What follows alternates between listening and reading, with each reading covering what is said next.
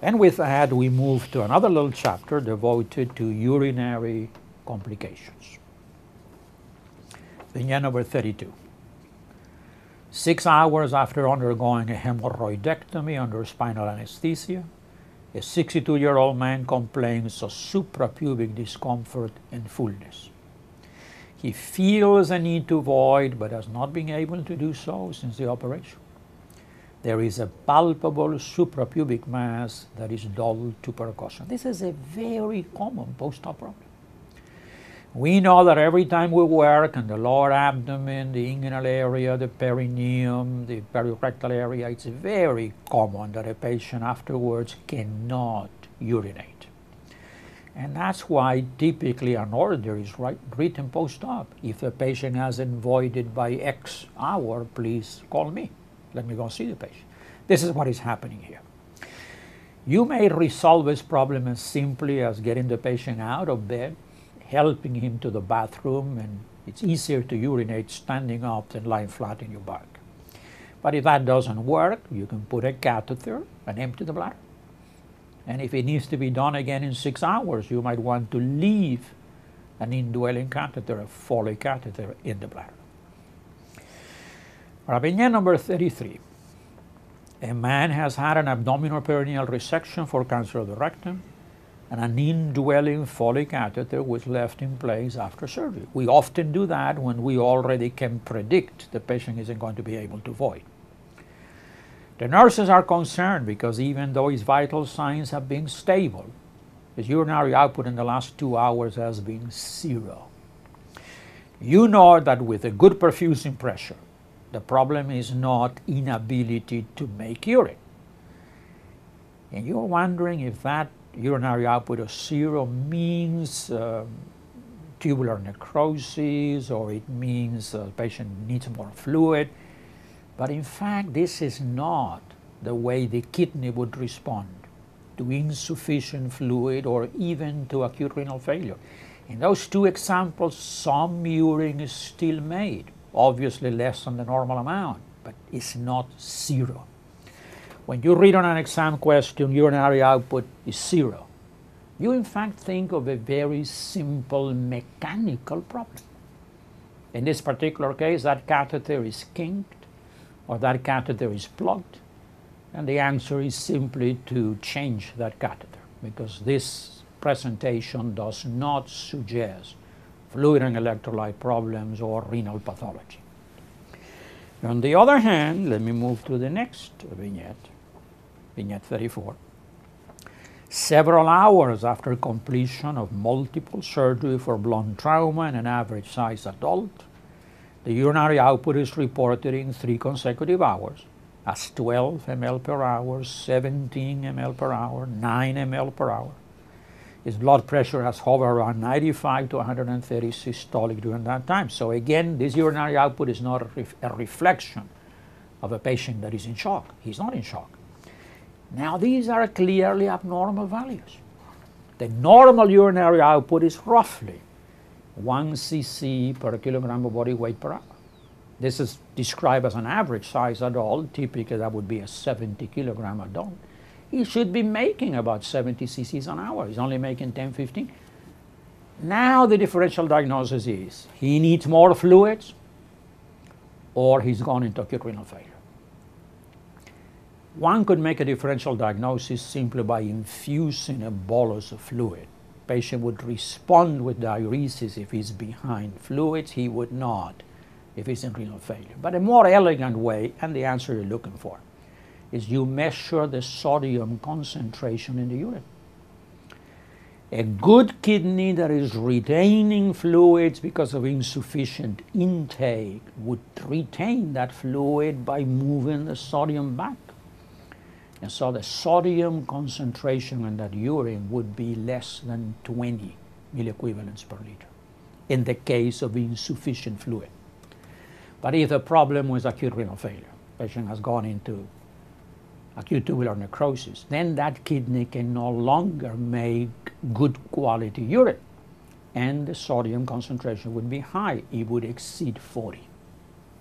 And another way to do this is a little more elegant calculation that is called the fractional excretion of sodium, which in renal failure exceeds 1. Now we move to another topic, abdominal distension. Vignette number 35. 4 days after exploratory laparotomy for blunt abdominal trauma with resection and reanastomosis of damaged small bowel, a patient has abdominal distension without abdominal pain. He has no bowel sounds, has not passed flatus, and his abdominal x-rays show dilated loops of small bowel without air fluid levels. The key to the answer in this vignette is in the very first word that you read. Because within the first 3, 4, 5 days after a major abdominal procedure, we do not expect the bowel to work. There is a condition called paralytic ileus. This is the 4 post-operative day. This is paralytic ileus. If you had the same vignette though, and instead of being 4 days after that operation, it is 6 or 7, 8 days, and still no bowel function, now you're worried. This is no longer just paralytic ileus. And in that setting, you would check a number of things. You would begin by checking a serum potassium, because hypokalemia can prolong paralytic ileus. But you would also ask for a CT scan of the abdomen, because what you're worried about is an early example of intestinal adhesions and post-operative obstruction.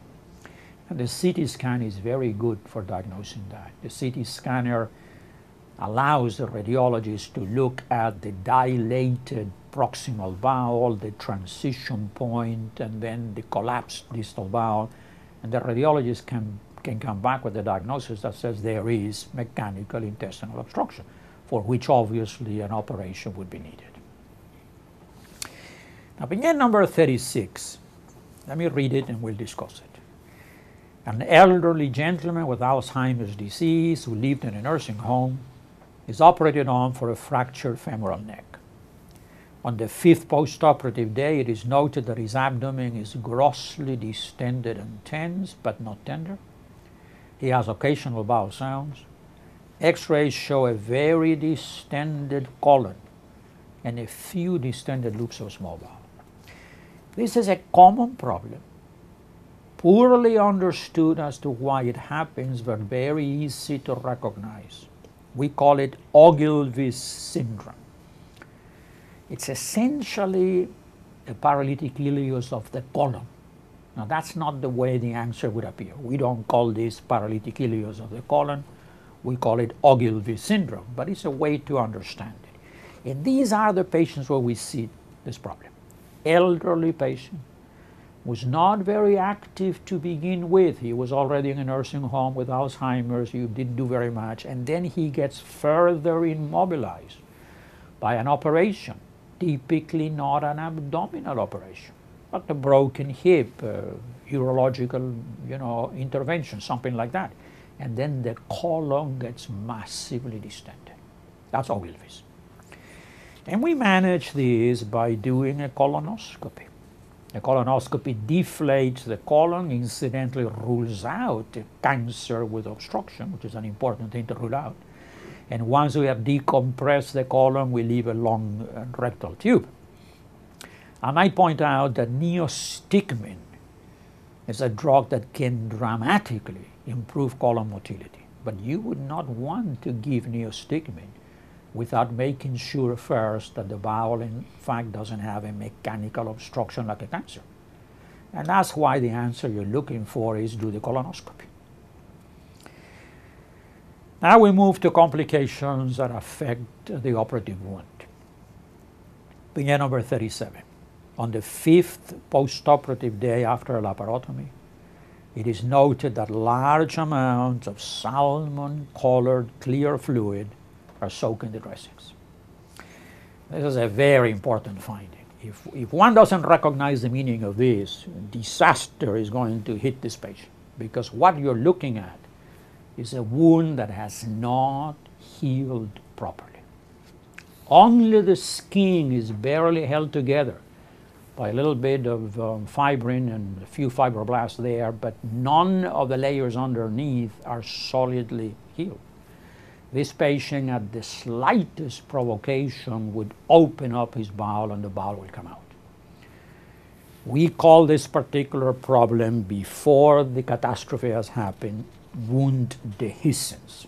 So if you're asked what is the name of what is happening here, this is a wound dehiscence rather than a wound evisceration.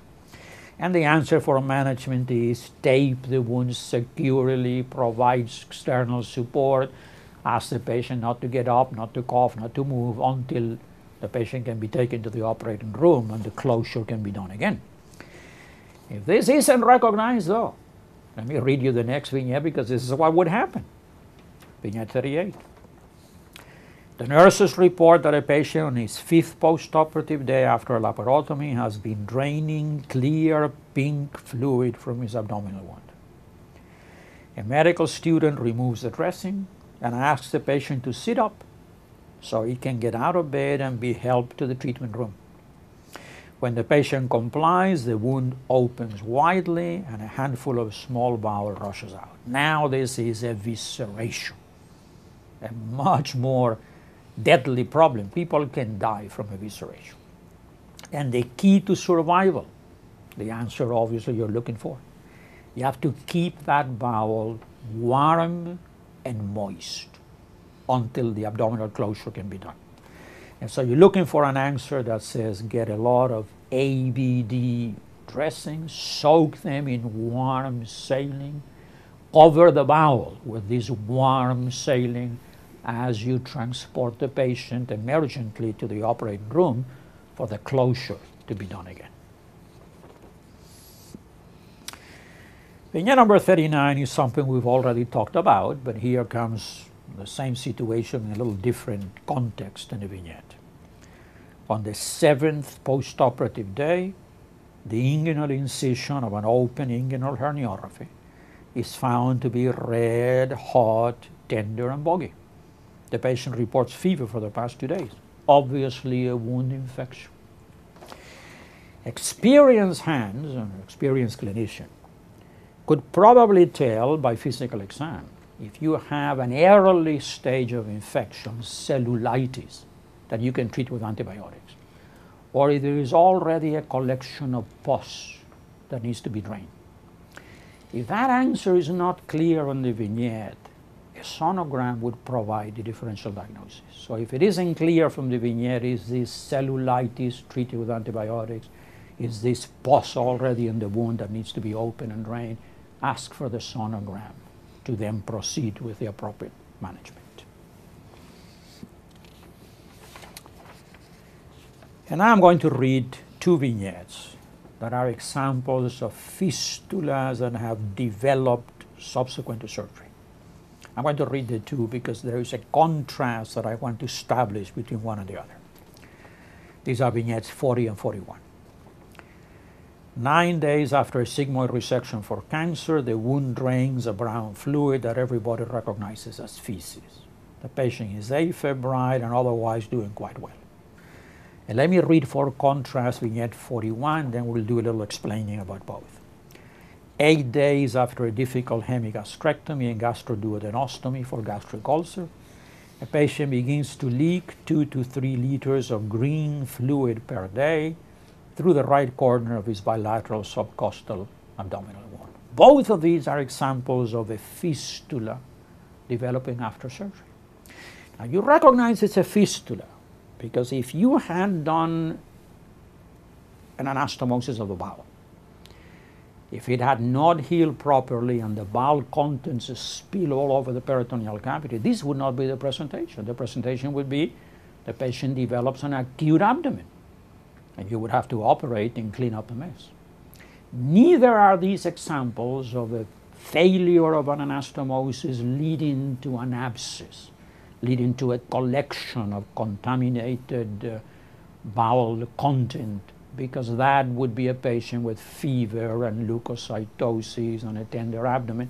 All you have in these is fluid is leaking out, and that fluid is recognized as contents from the GI tract. But in these two, there is a big difference in terms of the impact of having this problem on the patient. So let me read again, vignette number 40. A sigmoid resection has been done. 9 days after that, something is draining that everybody says, hey, that's fecal material. Patient has no fever, otherwise doing quite well. This is in fact a nuisance for the patient. This is a fistula from the sigmoid. But this is not a threat to life and health, because the contents of the sigmoid colon no longer have nutrients the patient needed, no longer has a large volume of fluid that would lead to dehydration. It doesn't have enzymes that would eat away the abdominal wall. And so all we need is patience. This patient ought to be fitted with a colostomy bag and told with some degree of confidence that as the months go by, this will probably close. And so we provide him with a colostomy bag so there isn't a big mess there. But you would not want to reoperate this patient or keep him NPO or put him on parenteral nutrition for a problem that in fact is only a minor nuisance. But in contrast with that, on vignette 41, you realize that 2 or 3 liters of GI tract fluid are coming out every day, and this is not coming from the rear end, this is not coming from the sigmoid, because the operation done was on the stomach and duodenum. So this is what we call high in the GI tract and high in volume. This is a real problem. Let's analyze what would happen to this patient if you didn't do anything. How do you and I maintain hydration? We drink fluid, and we keep it. But if this patient drinks fluid, the fluid comes out of the fistula, along with saliva and gastric juice and duodenal contents. So if nothing was done in behalf of this patient would be dead in a few days from fluid deficit and electrolyte imbalance. Well, we can take care of that by giving the patient IV fluids. He's putting out 3 liters a day, we give him 6 liters a day. 3 would compensate for the 3 that are coming out. That leaves him with another 3 with which to make urine, to have evaporation from the lungs. In other words, he would maintain normal fluid and electrolyte balance if we did that. But he would still die. Because how do you and I maintain nutrition? We eat food that we keep. But if this patient were to eat meat and potatoes, they would come out of the fistula. His nutrition, if it were not attended to, would eventually kill him. And we can take care of that. We can put him on parenteral nutrition, or perhaps even better, we could thread a catheter through that fistula that goes into the distal loop and feed him there. But you still have a problem. The fluid that is coming out comes from the stomach, from the duodenum. It's loaded with enzymes. Enzymes that were designed to digest food, to digest meat and potatoes. When those enzymes come in contact with the abdominal wall gets digested. And so this patient also needs very compulsive care of that wound. Make sure that that fluid that is draining out doesn't come in contact with the skin. And at this point you might be wondering, why all of that? The fluids, the nutritional support, the compulsive care of the wound. Why don't we take him back to the operating room and do the whole thing all over again so he doesn't leak? Because it would be a very difficult operation. The same healing process that has isolated the leak and led it out of the abdomen as a fistula rather than as peritonitis. That same healing process makes the operation very difficult to do. So typically we prefer IV fluids, nutritional support, compulsive care of the abdominal wall, and let nature heal that fistula. And we know if that's happening or not because we keep track of the volume. If a question on exam were to begin like what we read and said we've instituted IV fluid therapy, nutrition in the distal loop, we've taken care of the abdominal wound, and now On the second week, his fistula output has come down to 500 a day, and on the third week is down to 100 cc's a day. You realize we're winning. We realize that healing process is proceeding, and then we just keep doing the same. But if you had an exam question that described the same situation and said after 3 weeks of nutritional therapy, IV fluids, protection of abdominal wall, the volume is still 3 liters a day. Well, you realize that we have no choice but to, in fact, operate the patient again, to redo the whole thing, even though it will be a long and very difficult operation.